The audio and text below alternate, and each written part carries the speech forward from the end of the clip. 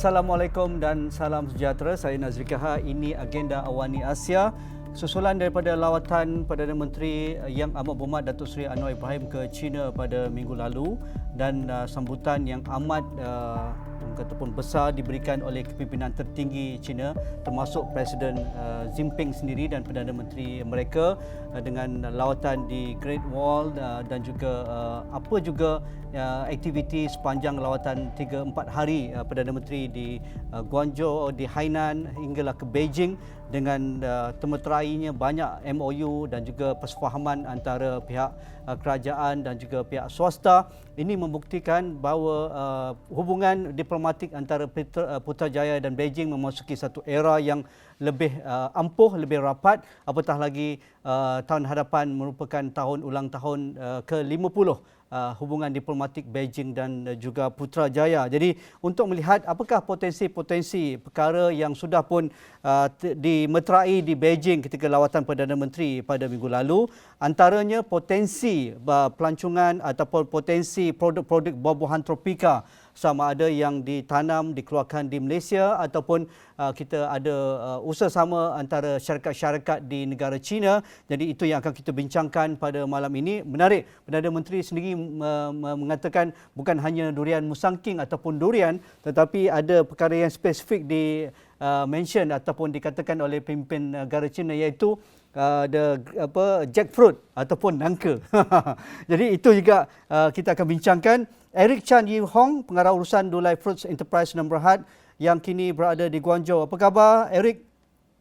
Khabar baik, khabar baik. Terima kasih. Eric juga sebahagian delegasi perdagangan Malaysia yang memeterai persefahaman MOU dengan syarikat di China dan juga saudara Zhang Hong, rakan kami di Beijing, wartawan kumpulan media China CMG. Apa khabar, Zhang Hong? Baik.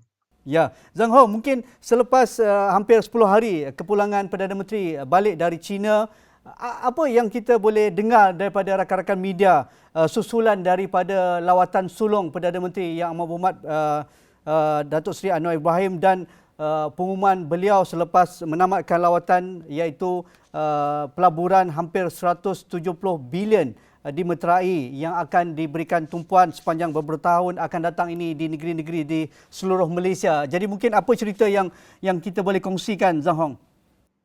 Ya, memanglah meskipun Datuk Seri Anwar Ibrahim sudah balik, tapi sebenarnya banyak itu boleh dikatakan butiran-butiran dalam lawatan tersebut baru ditetapkan setelah beliau balik ke Malaysia dan ini cukup menarik dan hingga beliau masih menjadi tular di media di China punya, khususnya termasuk macam hasil lawatan beliau yang berjaya menarik lebih 170 bilion dolar pelaburan dari China dan juga termasuk cadangan yang dikeluarkan oleh beliau di sini iaitu kita tak perlu tergantung kepada dolar Amerika lagi. Kita batu menubuhkan satu tabung kewangan Asia punya. Ini memang amat menarik. Kita pun boleh lihat sebenarnya ini sekarang merupakan satu kecenderungan. Kita lihat kalau Malaysia dan India sudah memeterai iaitu satu perjanjian iaitu kalau pada masa depan sebahagian penyelesaian perdagangan boleh menggunakan mata wang rubi iaitu dari India dan begitu juga macam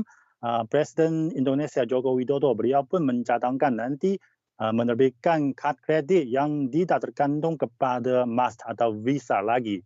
Kerana semuanya tahu ini hegemoni dolar Amerika ini sebenarnya merupakan satu senjata yang begitu hebat ya. Khususnya kita lihat ada berkaitan dengan perkembangan konflik geopolitik baru-baru ini kita boleh lihat kalau sekarang Barat atau Amerika Syarikat dia boleh menggunakan senjata ini menyeka apa jua negara hingga sama sekali tak boleh menyertai perdagangan antarabangsa. Oleh itu saya rasa semua negara sekarang perlu ada persiapan atau ada itu fikiran sendirilah bagaimana kita boleh menjamin keselamatan kewangan dan kepentingan kita sendiri. Oleh itu saya rasa cadangan yang khususnya cadangan yang dikeluarkan oleh Datuk Seri Anwar Ibrahim iaitu mengenai kita tumbuhkan satu tabung kewangan Asia ini memang amat memandang jauh. Ya, menarik. Bagi Eric, sebahagian dari delegasi Malaysia, perdagangan Malaysia China ini dan Dulai Fruit sendiri melebarkan sayap ke China dan bukan perkara baru. Dulai Fruit sudah pun beberapa tahun mengeksport durian dari Malaysia ke China dan mendapat sambutan yang hangat dengan ekspornya durian kita sebelum ini. Jadi dalam delegasi Malaysia baru-baru ini, apa yang dicapai dan apa yang boleh dikongsikan oleh Dulai Fruits, Eric? Syarikat kami adalah salah satu syarikat yang telah menandangi perjanjian MOU pada 1 hari bulan April yang lalu. So, perjanjian ini adalah di antara syarikat kami dengan syarikat COFCO Food yang merupakan syarikat food security yang nombor 1 di negara China. Kita telah menjalinkan hubungan dari segi penjualan durian kepada mereka starting pada January tahun ni. So lepas tu kita ada satu follow up dengan dia orang, dan after our MOU kali ini kita juga akan menjalinkan satu hubungan food security, berkaitan dengan food security dengan negara China melalui syarikat COFCO. Ya, apa butiran MOU ini yang akan memberi kesan besar kepada perdagangan ekspor Malaysia dalam hal mengeksport buah-buahan tempatan ataupun buah-buahan tropika, begitu juga tentang food security dengan termeterainya dengan koko ini? Ya, dengan satu kerjasama dengan syarikat COFCO Food, kita dapat memberi keyakinan kepada pengguna di negara China memastikan buah durian atau buah tropika yang lain adalah dalam kualiti yang baik apabila kita mengeksportkan buah kita kepada negara China, kepada pengguna-pengguna di negara China.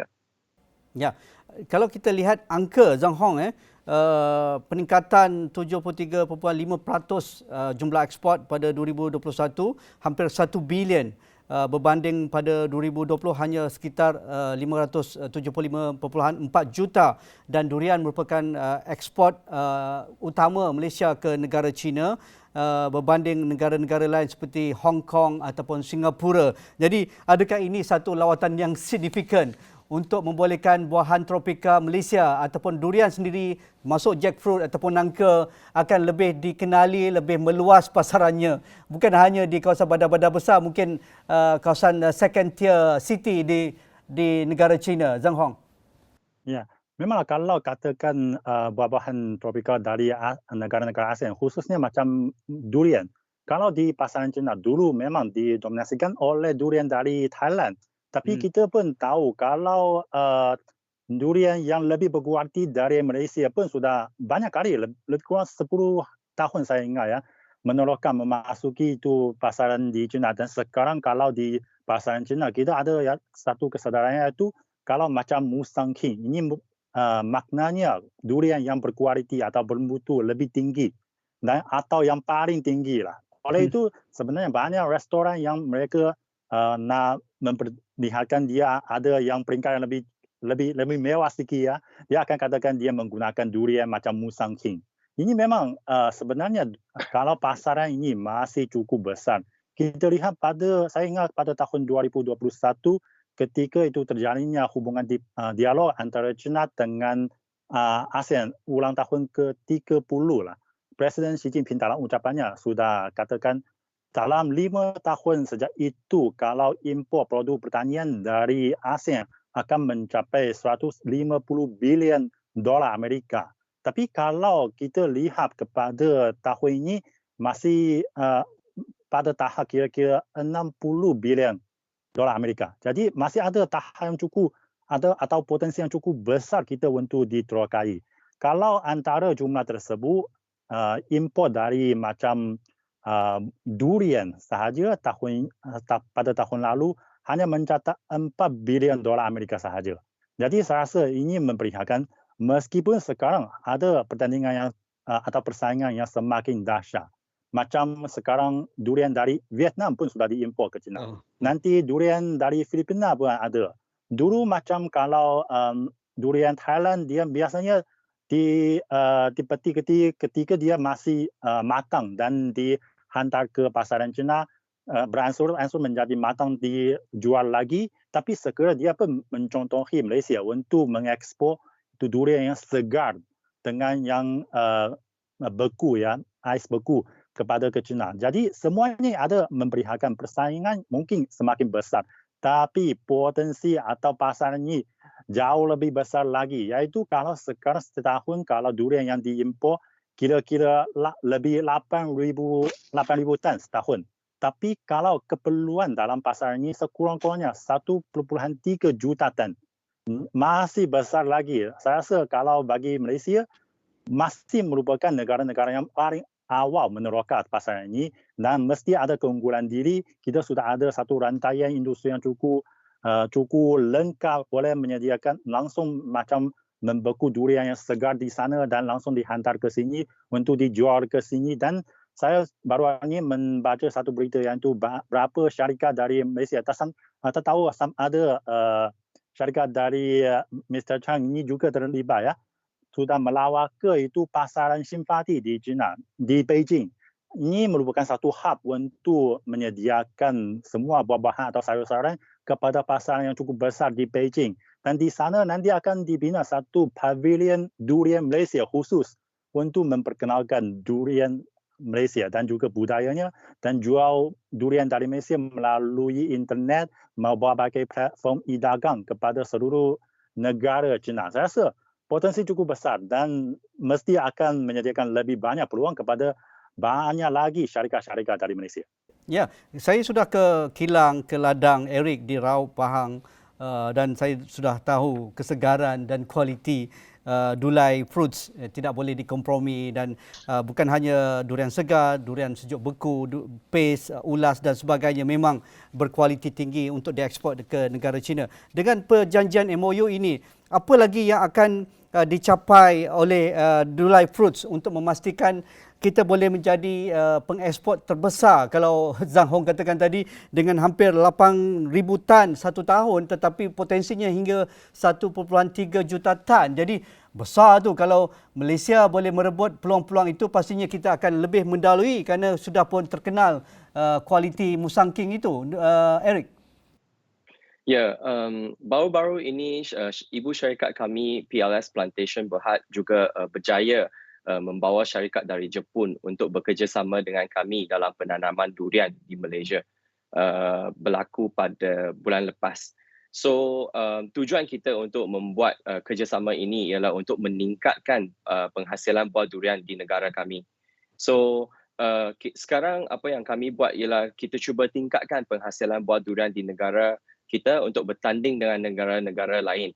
Seperti yang Zhang Hong katakan tadi, peningkatan nombor ini dari tahun lepas sampai tahun sekarang akan macam mana cakap untuk akan affect kita punya buah durian di negara lain. So apa yang kita perlu lakukan sekarang, kita mesti mengukurkan kedudukan buah durian kami di peringkat antarabangsa.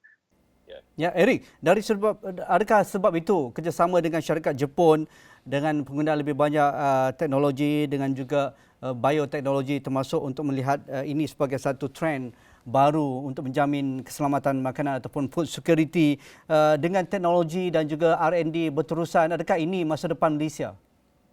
Ya, betul. Sebab apa yang kami sekarang lihatkan di keadaan di Malaysia ialah penanaman buah durian masih lagi di peringkat yang agak baru. Sebab sebelum ini kebanyakan buah durian di Malaysia ditanam oleh penanam-penanam kecil. Tapi sekarang kita sedang cakap berkaitan dengan volume yang besar, commercial volume untuk memenuhi keperluan negara-negara lain. So dengan kerjasama dengan negara Jepun, kita akan cuba untuk membawa teknologi baru R&D untuk membantu meningkatkan hasil pengeluaran buah kita, justru membantu meningkatkan penghasilan buah durian dan juga kualiti buah durian kami. Ya, Zhang Hong, apa lagi yang buah-buah tropika dari negara-negara ASEAN termasuk Malaysia yang berpotensi menjadi pasaran terbesar di negara China dengan sambutan populasi besar di negara China, Zhang Hong? Ya, kalau dulu sudah disebut oleh Cik Nazri iaitu mangga ya, kali ini sudah ada MOU atau perjanjian di Meterai. Nanti boleh memasuki pasaran di China. Dan saya rasa sebenarnya berbagai jenis itu macam Ramadan dan juga banyak begitu banyak buah-buahan tropikal. Ini kurang di China punya. Kita tahu kalau di China mungkin hanya di Pulau Hainan dia ada cuaca yang hampir sama sedikit dengan di Asia Tenggara. Jadi banyak buah-buahan perlu diimpor dari negara-negara tropikal. Dan kalau ditanam, kita pun pernah dulu cuba menanam berbagai buah-buahan di sini. Ada yang sudah berjaya, tapi kalau macam durian sebenarnya kita buat kali pertama saya mencari sedikit itu data ya pada tahun 1958 pernah impor pokok durian dari Malaysia untuk cuba ditanam di Hainan. Tapi pada masa itu pokok itu hanya berbuah satu butir durian saja. Lepas itu kita dalam puluhan tahun kita sebenarnya berfikir di Hainan tidak sesuai untuk menanam durian. Tapi pada beberapa tahun kebelakang ini dengan teknologi yang semakin maju sebenarnya sekarang sudah ada lebih kurang 2,000 hektar itu durian juga ditanam di Hainan. Dan pada tahun ini mereka kalau pokok-pokok tersebut sudah berbuah juga dan tapi tak begitu banyak lah berbuah dan setiap pokok ada lebih kurang 10-20 butir durian saja. Tapi dijangka pada tahun depan dia akan mencatat mampu mengeluarkan kira-kira 75,000 tan itu durian tempatan punya. Tapi saya rasa ini meskipun sudah ada jumlah yang nampaknya cukup besar, tapi kalau berbanding dengan keperluan pasaran ini kecil sekali, mungkin dia hanya boleh memenuhi itu pasaran di Hainan sahaja. Dan satu lagi kualitinya mesti tidak mungkin berbanding dengan Malaysia lagi. Oleh itu, ketika berita ini dilaporkan, ramai orang atau penduduk China, mereka semuanya tanya, adakah kita boleh bebas makan durian nanti? Sebenarnya jawabannya masih belum begitu positif ya saya rasa. Karena kalau bagi penduduk China, memanglah kalau macam Satria merupakan generasi yang pertama saya ingat ya, yang sudah biasa makan durian. Tapi semakin ramai orang. Ya dulu memang tak ada. Kalau 10 tahun yang lalu mungkin atau 20 tahun yang lalu mungkin tak ada orang tahu apa itu durian. Tapi sekarang semakin banyak durian masuk dan semakin durian berkualiti masuk. Penduduk China atau pengguna China mereka mempunyai lebih banyak pilihan. Saya rasa ini sebenarnya mengapa China sekarang boleh dikatakan amat mengalu-alukan impor berbagai jenis buah-buahan tropikal atau macam durian yang berkualiti dari Malaysia. Kerana pendampingan kerajaan China ialah menyediakan kehidupan yang lebih bermutu juga kepada rakyat, termasuk juga memenuhi keperluan mereka nak cuba berbagai jenis buah-buahan yang lebih berkualiti, lebih segar dan lebih selamat. Oleh itu saya rasa meskipun kita sekarang boleh lihat ada banyak persaingan dari bukan hanya dari domestik China punya, dari juga negara-negara jiran kami di Asia Tenggara, tapi pasarnya di China terlalu besar. Saya rasa cukup untuk semua negara-negara dari Malaysia, dari Indonesia, dari Thailand, dari Vietnam, dari Filipina untuk mengungsikan faedah di pasar ini.